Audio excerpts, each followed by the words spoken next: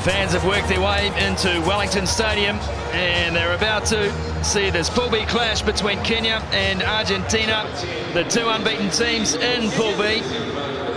Kenya getting an early win this morning over France, 24-12, before Argentina took on Tonga, winning that game 21 points to 12. Argentina lead the head-to-heads between these two nations 15-7, and we're underway. Monia with the kick-off, and that will go into touch. And Melody Robinson joins me in the box. Mel, an interesting matchup this. The Kenyans, fan favourites in Wellington for a long time, and they were thrilled when they got their first win out of the way. Yeah, they played well in that game, and you know, this is a team who I guess you could say is perfectly suited to sevens because all of them are the same size. They're explosive, tall, big, so not only are they good at the breakdown, but they're also very quick as well. No advantage at the breakdown, so it will be Argentina with good field position to attack early in this match. On the other hand, these guys, I mean, a bit of Latin fever here. They've got footwork, they've got good kicking skills, and they're unpredictable. And they're in midfield with those set up. Ball played by Moroni. And they come down this right-hand side.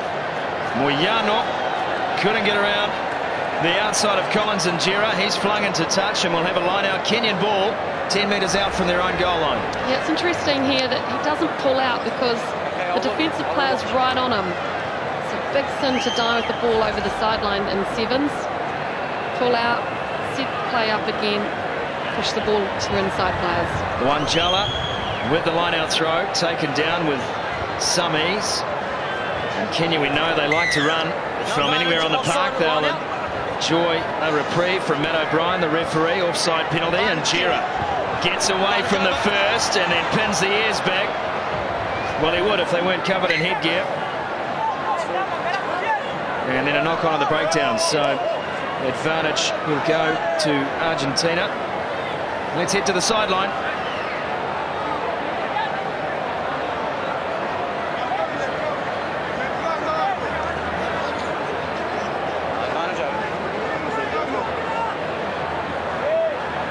Might have had heat exhaustion down there. He might have had heat exhaustion. Come in, Pod. Come back to us. G'day, guys. Sorry. There's just so much happening down here. Break and play. Turned around.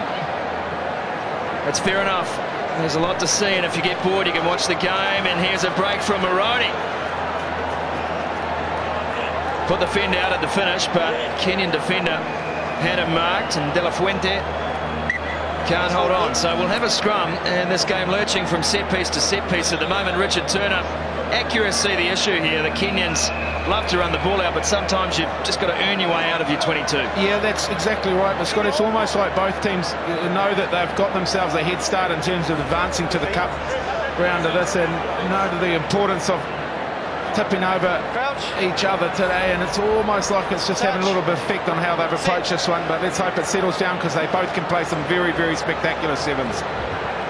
Double teaming on D, and good strength in the end from Ardima, who got away from the tackle. Oscar Oma, and Davis Chingi in their own end goal, and they work their way out through Amondi. Andrew Amondi sets the ball, and Jera is there. Such a star of this Kenyan side that we've mentioned today in the broadcast is without Humphrey Kyangi, one of their very best players. Happy to work down the right. Chingi again. Getting through some good work on the carry. Now in Jera, he's picked up, he's put down by Garrido. Time and possession not the issue for the Kenyans here. Field position certainly is. Now they work their way around the outside, up the left-hand side of the field. And a straight-out race. It'll be won by Mbaka. Matthias Moroni came across, couldn't shut him down, and bang, try. Well, Kenya, so much work in the tight on the right-hand side of the field. Going into contact. All the tackles were being made, and then suddenly this guy, Mbaka, I mean, usually you can't run around players like that. They had the angle on him. He must have a lot of pace. Well, he's got a lot of pace. He had a lot of space too, Mel. And look at that, desperate. Might have got a fingertip on him, nothing more. issues for Argentina and back play. De La Fuente getting attention. They work very, very hard, Argentina defensively, and then finally the ball to the speedster, Mbaka. Was impressive in game one, was William Mbaka. So the conversion attempt will be wide. 5-0 the scoreline. Well, I thought Johnny Moonlight was my favourite name. I might have changed that. Geronimo De La Fuente. Yeah, that's lovely. De La Fuente, his 9th event, just 21 years of age. And he just was left in the dust. That was Moroni. He too, just 21 years of age. Well, it's a game for youth most of the time. Explosive, fast twitch fibres. Of course, you have your veterans as well. I know that Tomasi Tharma, he's the top point scorer in the IRB series this season, and he's been around for a long time. Yeah, guys like Nicholas Bruzzoni for this Argentinian team. You know, 35 events for him, 44 tries, but they haven't had any ball to work with. It's no surprise they're behind on the score sheet. As the ball's taken down by Garrido. De La Fuente to Bruzzoni. So here is their chief try scorer, and we'll have a penalty at the breakdown. Just ripping the ball back without releasing the tackle player. And it's a tap and go play from Garrido again. Bruzzoni was the distributor, and Bonilla back in field. This is better, and Moyano caught too short. Great defensive play from Kenya. Picked up, carried on, fighting for the line. The offload still there. And Kenya piles through the breakdown, and they've won the turnover and the penalty. That is great hustle. Great hustle, and Argentina needed to get that ball out of that messy area and attack back on the right-hand side, because Kenya did not have the numbers. These Kenyan boys, the breakdown, powerful. Most of the time they're going to win that.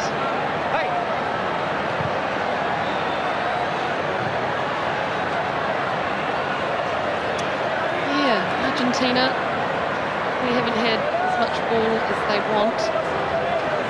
And they're a team that, I guess, likes to use footwork and body swerving and unorthodox attack.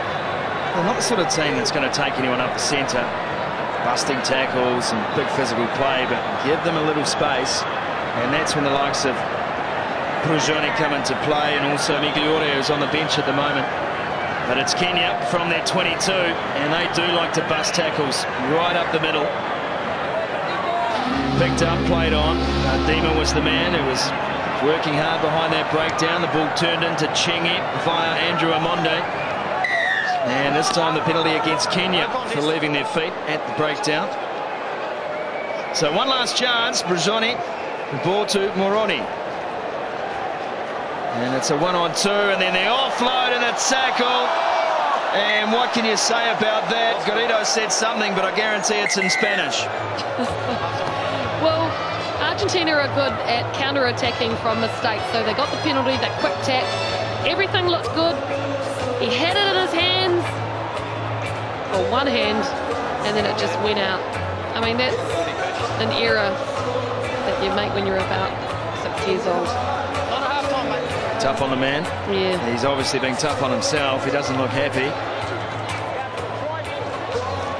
Well, an interesting situation this game. Argentina will know how important a try then could have been for their cause, but the story really has been about possession, and sevens really is a game about possession.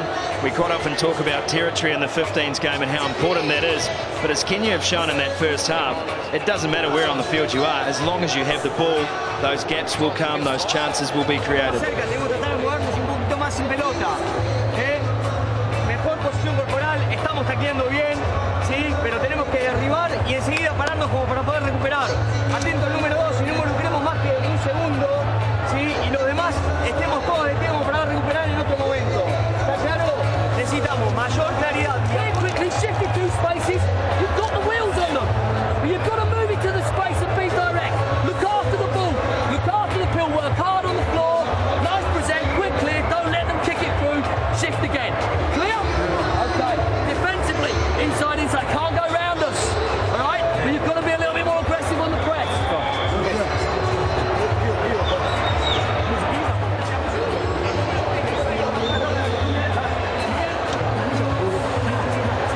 fans. Of course, every section of Westpac Stadium has adopted a country for this tournament. Oh, it's a great weekend. It truly is. It's a national treasure this weekend. The amount of effort that goes into the costumes is unbelievable. Most people make their own, because otherwise you end up looking like everybody else, basically. It's been hours, days, weeks. New Orleans has the Mardi Gras. We have the Wellington Sevens.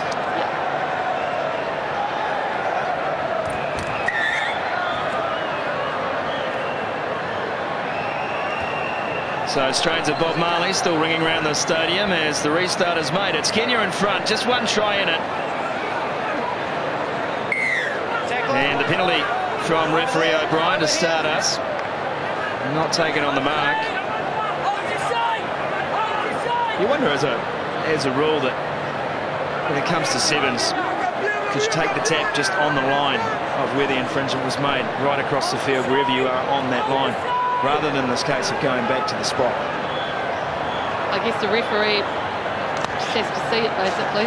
Now, this is what Argentina are good at. Moving the ball, keeping it alive, but don't want to get into this situation. Look at those Kenyans, strong upper body, and they win the ball. I guess if you look at the first half, Kenya missed 4 tackles. So in terms of game plans, Argentina need to try and A, get possession, and B, start throwing it around, shifting that defence from one sideline to the other, testing them.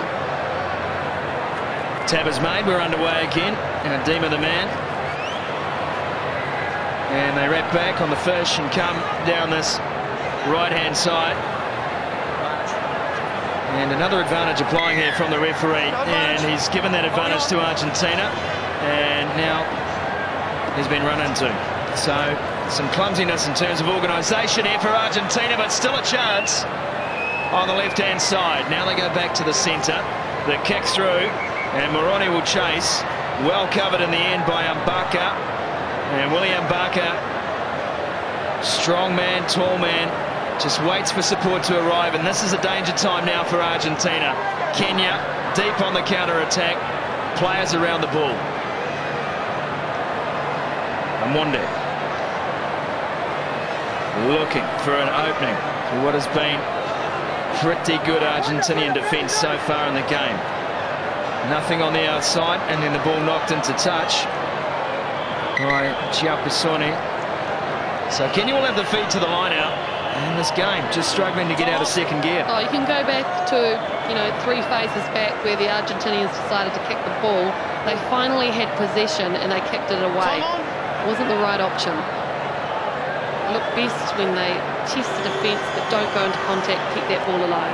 Reading it down there, Richard Turner.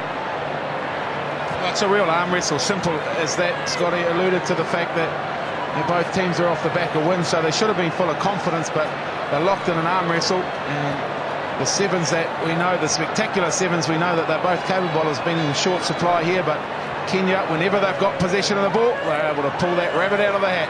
So here they go now, down the left-hand side once more. It's their go-to play. And trying to get on the outside is Omar. And Omar out of 2 tackles, and that is just classy. You have no right in that situation to be able to skip out of those tackles, and that's exactly what he did. That is an absolute killer for Argentina. Yep, Kenya, they've stuck to their game plan, and that pretty much is to get it out wide. Look at this here. Regained pretty nasty pass here. Warm-up. And skips out. Argentinian defence left in the dust. And over for a fantastic try. And this, with 3 minutes to go, puts them into the advantage. Oh, he'd be great in the steeplechase. I was just about to say that. Love the high step in action. And the second one was unnecessary, but it was equally as spectacular as the first. And the conversion is good too, so Biko Adema adds the rest. The Colonel is here. The Kenyan fan club love it. There's a lot of men dressed as ladies this weekend. I don't know what that says. I don't know what to read into it. So as a society, we're becoming comfortable with our sexuality, Scotty. Some deep insights from Richard Turner's sideline. Argentina with it all in front of them at the moment. 12 points to 0. Kenya leading. Can't reclaim the restart, and advantage now over Argentina.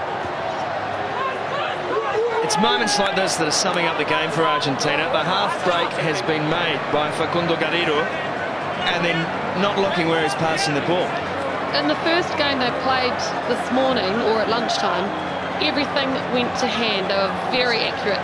In this match so far, they've given away 7 balls already. I mean, that's just, you've got to keep it. You've got to get the passes to hands. So the try scorer, Ouma, has the ball turned over at the breakdown. And the Pumas now into the Kenyan half, and yet another mistake. Accuracy, the major factor here. It's a hot day in Wellington as well. Maybe some fatigue. Well, we know, sorry Mel, we know Argentinians are a real confident side. We saw that in game 1. We've seen the exact antithesis of that in game 2. Down on their confidence, and the mistakes are coming. Lack of application now. Their heads are down and nothing going their way. 90 seconds remaining.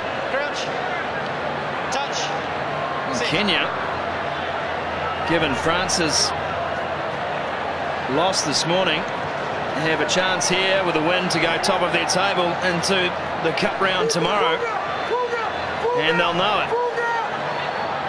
1 minute left for Argentina to get some consolation from this game. It's doubtful they can win it from here.